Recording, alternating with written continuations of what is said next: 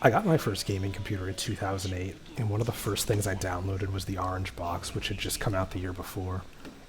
Most of you probably know this, but the Orange Box is the Half-Life 2. It's episodes 1 and 2, Portal, and TF2. And then, and to this day, probably one of the best value deals ever in gaming history. I was super excited because the computer I had before was too weak to run this stuff. And I don't really remember what computer I had before that, but my lasting memory was the most recent game I could play was Warcraft 3. And that was not a recent game.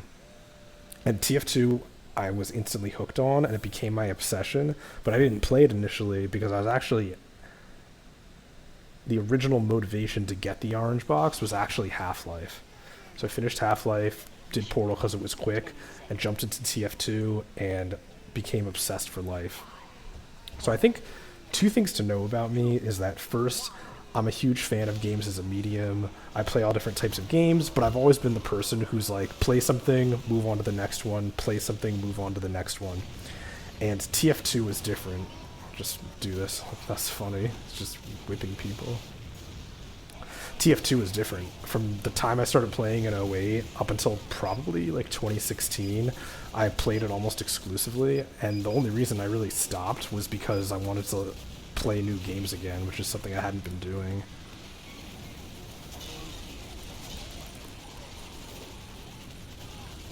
I should not have done that. I thought I could get them off my trail. And then the other thing about me is that from a very young age, when I would play shooters, I always liked playing objective-based game types more than any vanilla deathmatch or team deathmatch.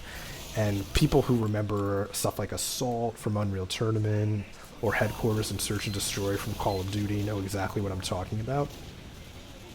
See where I can camp out. I'm going to get this guy.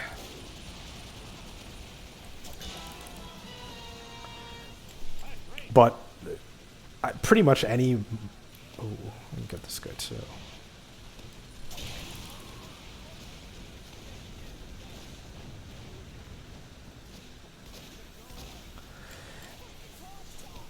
Anything that was more of a mode than just racking up kills, I would always prefer that. And I think that was the first thing that really hooked me on TF2 was that I finally found a game that was catered to that preference. Wow. How does he always find me?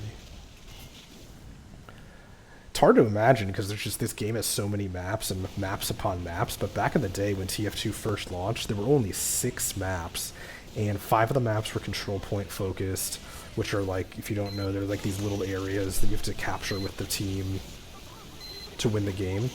And then there was also 2 Fort, which is capture the flag. And when I joined, or started playing, I should say, they had just patched Gold Rush into the game, which was the first payload map. Payload is what we're playing now, where you escort the bomb across the track. And soon after that, they patched Badwater in,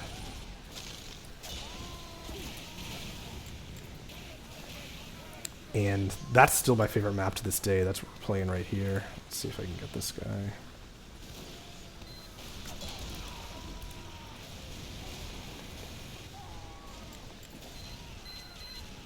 And Payload's my favorite mode out of Control Point and Capture the Flag, but I'd really play any of those I would love over... Oh, whoops.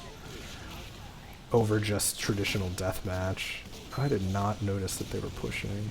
Alright, let's see if I could get some of these guys. Okay, Heavy. He has that flame. Uh-oh. Let's just chill here for a sec. And so that was a breath. Not only was it catered toward objectives, but there was no option for deathmatch, at least at the time. And so that felt like a breath of fresh air and drew me in right away. And I think the second thing that really hooked me was the uniqueness of all the characters. Oh, that's the guy with the flame gun. I don't want to stand here.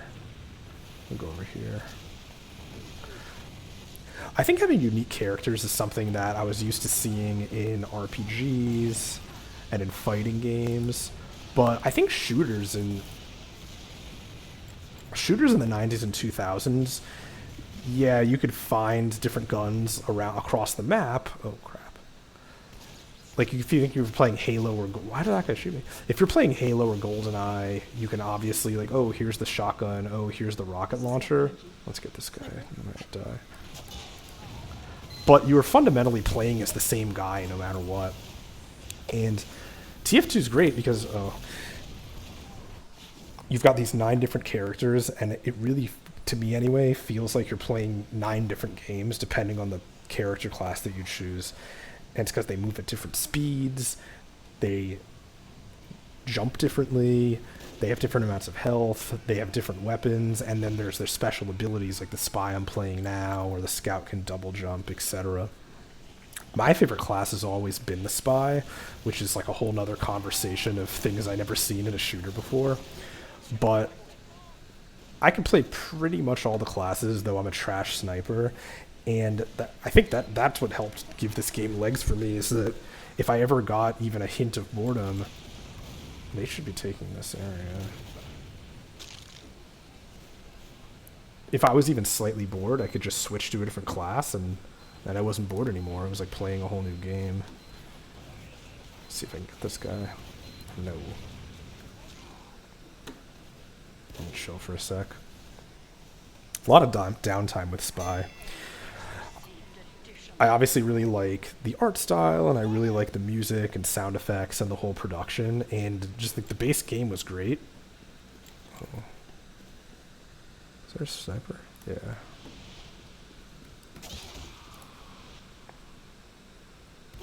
Uh-oh.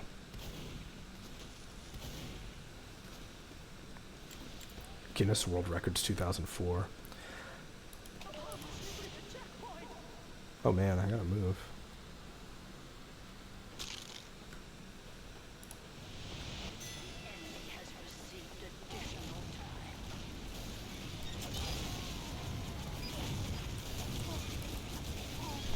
I feel like I'm running out of time here. The base game I thought was a super cohesive package, but then Valve gave a ton of support, the regular patches. I'm going to switch now to the regular. First it was new maps and weapons, and later it was... Whoops. Oh, nice, we're pushing back. And then later it was the cosmetics and the hats, and eventually you had entire new game modes. I don't want to get involved there.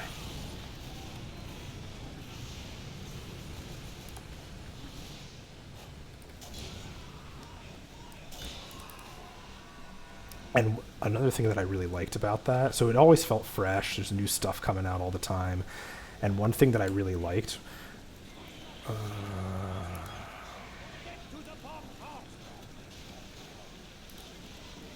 was that Valve would make stuff, and there were also a lot of community-created items.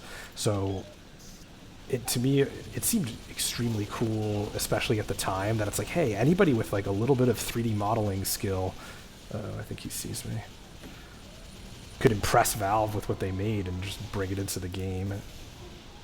Oh, nice snipe. Oh, he's still looking for me.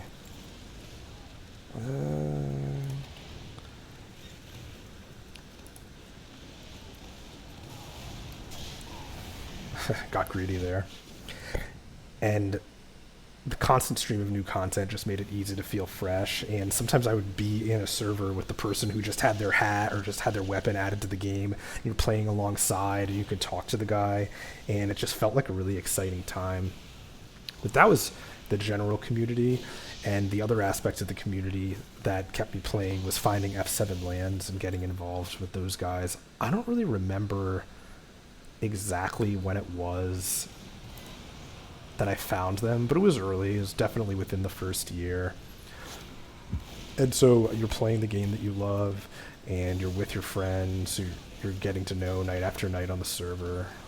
Alright, let them go up. I think I can get this guy.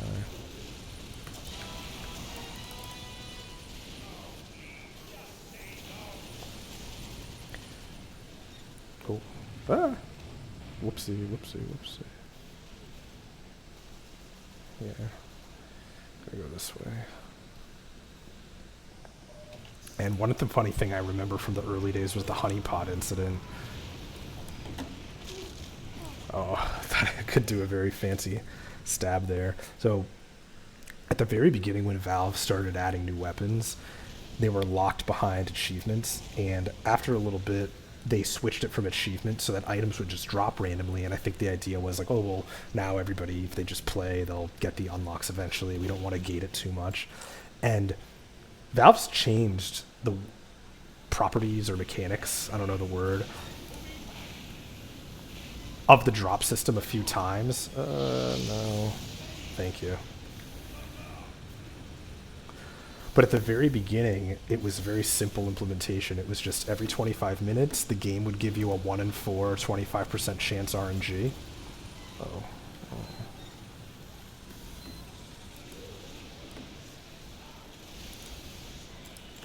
Well, we need to go. They followed me in. And when that happened, people started putting up idle servers where the whole point is you just connect and leave the game running in the background. And I think today there's like some kind of something you have to click or prove that you're actually playing the game, but there's none of that. Back then you just had to have the game running. And F7 had a decent sized community, and the admins didn't like people earning items passively in a way they felt like was against the spirit of the system. And so they put up a fake server that said something along the lines of, come idle here to get free items, and they banned every single one of the people, oops, not paying attention, who joined from their broader family of servers. And that caused a whole stir, and it is like, oh, there's this like relatively big community that's like just kind of set a trap to ban everybody without warning. And it's crazy to think this all went down somewhere in the neighborhood of like 15 years ago, but it doesn't seem that long ago. And eventually, so we'd play casual, and eventually some of the regulars got a comp team together, and we joined UGC Highlander. Let's go this way. The most common or popular TF2 competitive format is 6v6. Oh, he's done. He's toast.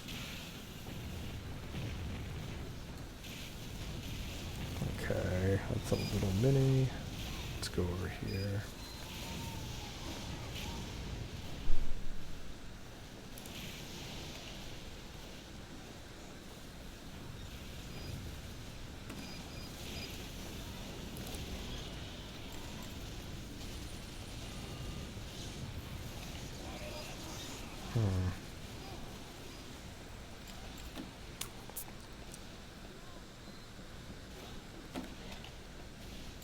Where's their teleporter? I'm wondering.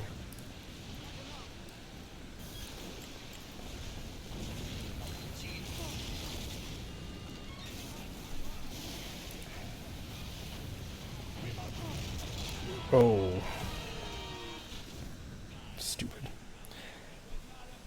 And it's a 6v6, and there's 2 scouts, 2 soldiers, a demo man, and a medic. But I didn't want to play that because, like I said at the beginning, one of the main appeals of TF2 for me is how the 9 character classes like all interacted. So I was like, why would I play a mode where you don't even use half the characters? So we joined Highlander, which is a 9v9 format where every team has one of every class, and I was F7's primary spy. And we never won the league or anything, but we held our own in gold, and it was a great experience. I enjoyed it. Something I'll remember forever. Oh. And I guess the last thing I'll say is that for whatever reason, it was very easy for me to, the guy who's dominating me. It's very easy for me to just sort of pick up the game and understand what was going on. And what I mean by that is I've also played a lot, not as much, but I've played a lot of Dota. I don't know. That's funny, one soldier's dominating me and I'm dominating that one.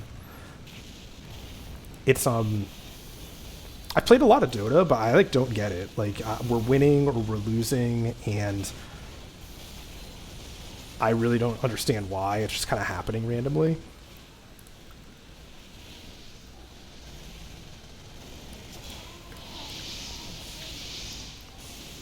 Thank you, guys. Whereas in TF2, I can pretty much tell you exactly why what's happening is happening and how we'd have to change the team comp. And I didn't really ever have to think about it that hard. It just for some reason made sense to me and I could do that. And so it's always just kind of fun to play things that you feel like you can understand. I think we're good. Let me get the... But anyway, I quit for good around 2016. Like I said, literally, I was still having fun. I just wanted to... Let's go this way. I just wanted to experience new games again and sort of taper off. I definitely want to start playing on the channel a little bit more, though. Like, sprinkle it in with new game content. Oh, I did not know there was a sentry there. And so you're probably going to see this a little bit more. But anyway, like, let me know what some of your favorite games are and the ones you most connect with. Is there anything you played so much that it caused you to miss multiple years of new releases? I still, knowing me, I can't believe, it's kind of insane to think about that one game could have such a grip on me, but this one definitely did. And even now, just playing on Badwater, still lots of fun.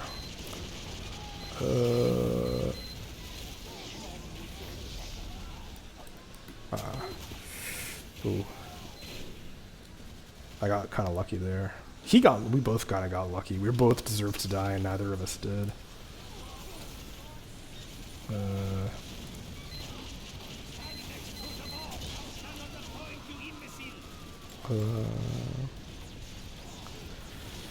Alright, now I'm just gonna...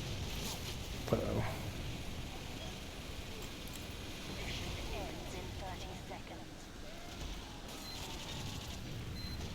Alright, they're gonna have to collapse onto the cart.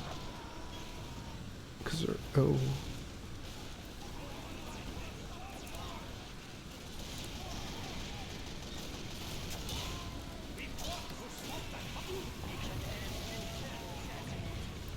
This is where I get free garbage time kills. Alright.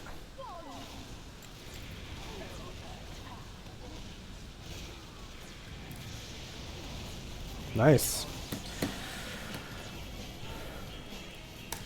Cool, guys.